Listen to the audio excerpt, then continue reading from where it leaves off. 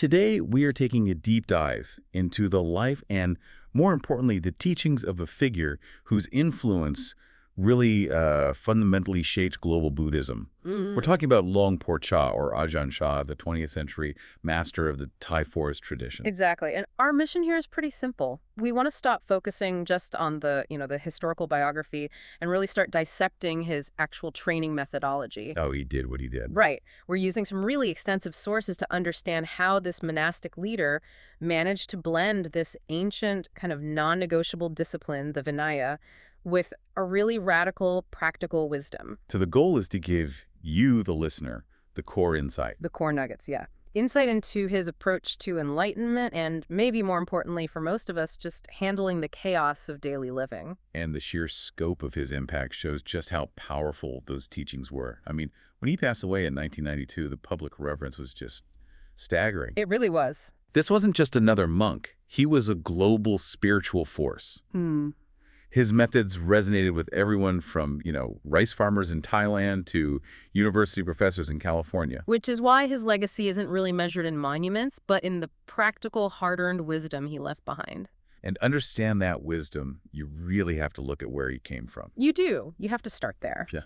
Luang Por Chah was born in Bon Khor, a small village in Isan, which is northeast Thailand. Okay. And culturally, this region is all about a gentle, sort of easygoing approach to life. They highly value what they call a cool heart. The cool heart. Yeah, maintaining inner peace despite all the external heat or stress. And crucially, the local monastery, the Wat, was the absolute heart of the community. It was the institution everyone trusted. And his own commitment started incredibly early. He went to the monastery at 9 years old, voluntarily. Which was very rare for a boy to choose that. But even after taking the robes, the mental battle was just relentless. He admitted that for the first 7 years he was a monk, he found it impossible to completely let go of thoughts of his childhood sweetheart, Jai. And that detail is such a crucial nugget. Right. It shows that even for someone who would become a master, the struggle with defilement, with attachment, it's just so deeply ingrained. It's not a momentary distraction. It can be a multi-year, even a multi-lifetime battle. 7 years of a daily struggle, even inside a monastery. That really puts our own daily battles with distraction into a stark perspective. But he eventually hit a kind of breaking point, didn't he? He did. Around 1944, he realized there was this serious disparity. He was stuck in a monastery schoolroom just poring over these heavy theoretical books. And he saw that the life he was living didn't match the image of the Buddha's original monks who were solitary, ardent, and resolute, wandering in the jungles. He saw a huge one, what he called an unfortunate split in the Thai tradition.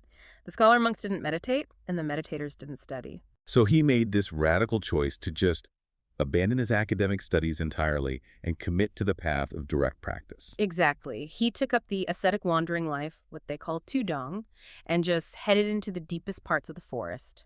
This was his great transformation. And that journey led him to the spiritual father of the tradition, Luang Kuman, in 1948. What's so interesting to me is that when he finally meets this great master, his first questions weren't about some advanced meditation technique. They were about the Vinaya, the discipline, why the focus on rules over realization. Because he understood the foundation has to be solid. The discipline, the Vinaya, that's the ground on which wisdom grows. Oh, okay. And Luang Puman confirmed this. He gave him this foundational advice that just defined Luang Por Chah's entire system later on. Mun taught him, whatever comes up that you are unsure about, stop. If there's no alertness in your mind, then don't do it. Don't say it. So full stop. A full stop. And he stressed that the ultimate resolution has to come from your own direct experience, not from reading a book or asking a teacher. So after those intense wandering years, he settles down and founds Wat Pah Pong in 1954. This place becomes famous for what they call the golden days of training, a notoriously demanding, ruthless head-on style. Okay, let's unpack that. How do you apply a ruthless approach to spiritual growth without just creating massive burnout? By understanding that the ruthlessness wasn't aimed at the person, it was aimed at the craving. The whole culture was designed to oppose self-indulgence at every single turn. To wear away the defilements, as he said. Exactly. Their core rule, the Duttonge practice, meant eating only once a day, from a single vessel. That immediately cuts out all craving for variety or timing or luxury. Precisely. And the monastery's mantra was basically the rule of thumb. Eat little, sleep little, talk little, practice a lot. Simple, but not easy. Not at all. Monks were told to maintain this constant smooth mindfulness and were not allowed to sit around relaxing, not even for the blink of an eye. And even their manual labor was part of it. I loved the note that cleaning toilets was considered fitting work for monks. He said it was fitting specifically because it was work they didn't want to do. Right.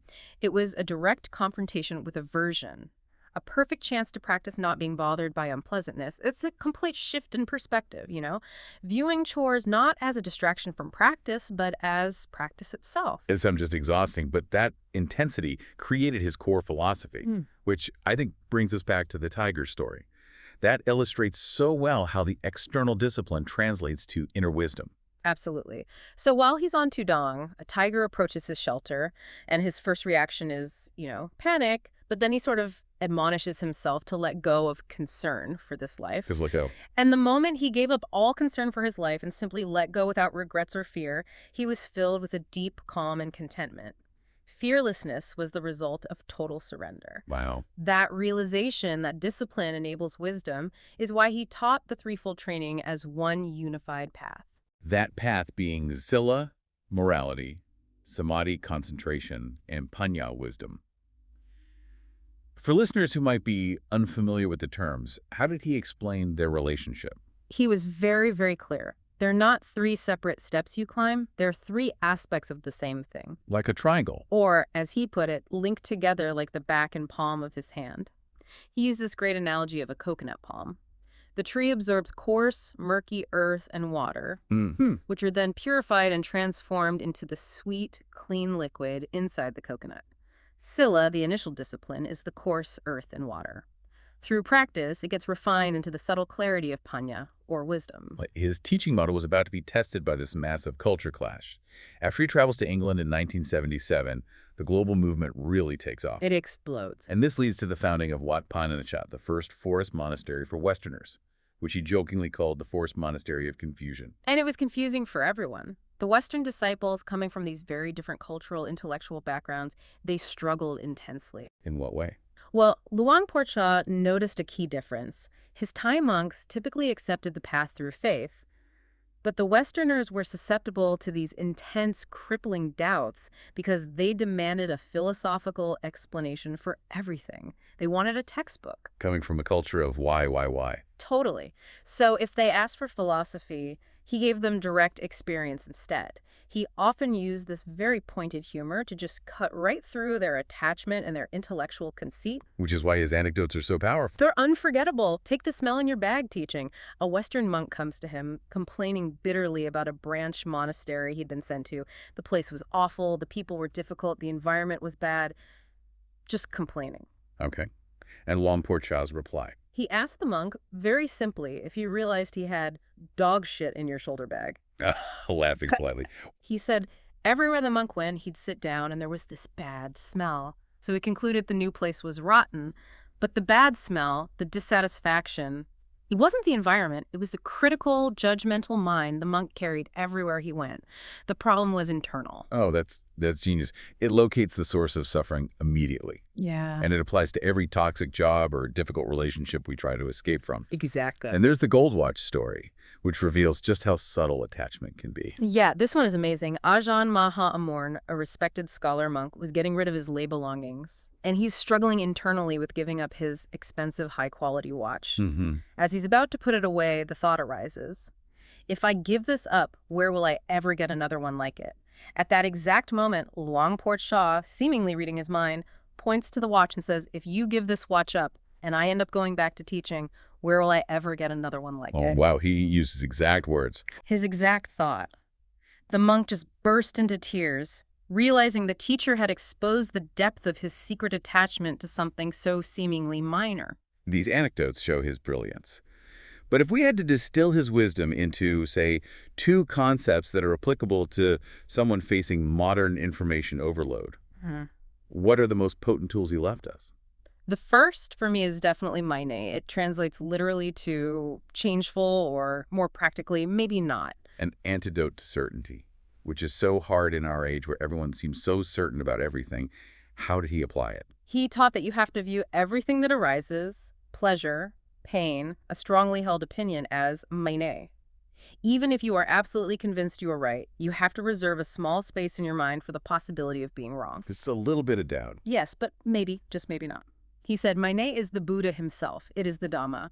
This practice just stops the mind from attaching to any state, and it exercises your wisdom constantly. That's incredibly useful for decision-making, for navigating arguments. It forces you to maintain mental flexibility. What's the second concept? It's Pour D, which means just right. This is all about finding the optimum amount of effort, or indulgence, or restraint, neither too much nor too little. And finding that balance is the hardest part of any practice, spiritual or otherwise. Yeah. How did he advise finding that sweet spot? With this wonderful practical analogy, he said, if you want to row a boat straight across a swiftly flowing river, you don't aim straight across. Okay. You aim slightly upstream. The current, which represents the powerful force of human defilement and laziness, it carries you down. And you land perfectly straight across. You land perfectly straight across at the Pour D level. That's why he pitched his training so high. By aiming at eating little, sleeping little, talking little, you overcompensate for your natural pull towards indulgence. Yeah. And you land in that just right balance of spiritual fitness. And this wisdom extended to dealing with obstacles in the mind, right? Like frustration or agitation during meditation. He wasn't a fan of just forcing the mind back to stillness. No. Trying to forcibly restrain an agitated mind is just tiring, and it's counterproductive. He cautioned against what we might call the craving to push things away. Instead, patience was the core instruction. View those hindrances, the sloth, the desire, the frustration, not as enemies to be eliminated, But as teachers or tests of wisdom. The goal is simply to understand them, not to conquer them immediately. Luang Por Chah's ultimate, and perhaps his most challenging teaching, was delivered in silence.